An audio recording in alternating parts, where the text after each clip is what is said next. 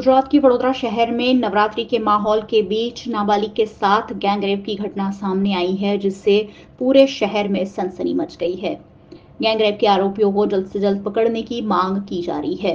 अगर अगले 24 घंटे में पायली गैंगरेप के आरोपियों को पकड़ा नहीं गया तो वडोदरा के सामाजिक कार्यकर्ता अतुल गामेची ने गांधीनगर गृह पर राष्ट्रपिता महात्मा गांधी जी की प्रतिमा के नीचे उपवास आंदोलन शुरू करने का ऐलान करते हुए वडोदरा ग्राम्य पुलिस को मामले पर आवेदन सौंपा है।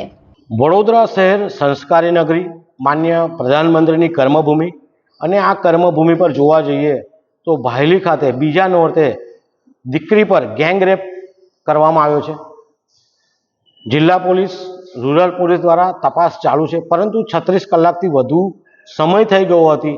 આજે એસપી સાહેબને, મુખ્યમંત્રી સાહેબને, ગૃહમંત્રી સાહેબને આવેદનપત્ર આપ્યું છે। હજુ અમે એમને 24 કલાક આપ્યા છે। 24 કલાકની અંદર આરોપીઓ નહીં પકડાય તો ગાંધીનગર ગૃહ ખાતે ગાંધીજીની પ્રતિમા પાસે બેસીને ઉપવાસ આંદોલન શરૂ કરનાર છે। વડોદરા શહેરમાં નવલખી ખાતે આ રીતનો જ એક દુષ્કર્મનો બનાવ બન્યો હતો।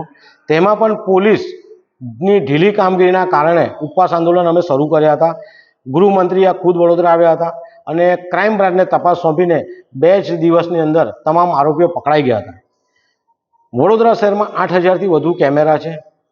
સીસીટીવી કેમેરાનો ઉપયોગ કરીને પણ પકડી શકાય છે, પરંતુ જે રીતના પોલીસ કહી રહી છે કે ભાયલી ટીપી વિસ્તારમાં અનેક જાતના નવા રોડ બન્યા છે, ત્યાં લાઇટોની સુવિધા નથી।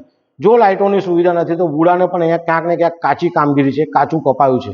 અમારી વડોદરા શહેરના ભારતીય જનતા પાર્ટી કે અન્ય પાર્ટીઓની મહિલા મોરચાઓને પણ વિનંતી છે કે તમે બધા બહાર નીકળો।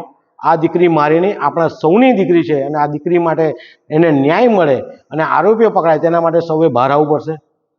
જે રીતના આજે આવેદનપત્ર પાઠવ્યું છે, આવતીકાલે 2 વાગ્યા સુધીમાં આ લોકો પકડાય નહીં તો અમારા ઉપવાસ આંદોલન ગાંધીનગર ગૃહ શરૂ કરનાર છે।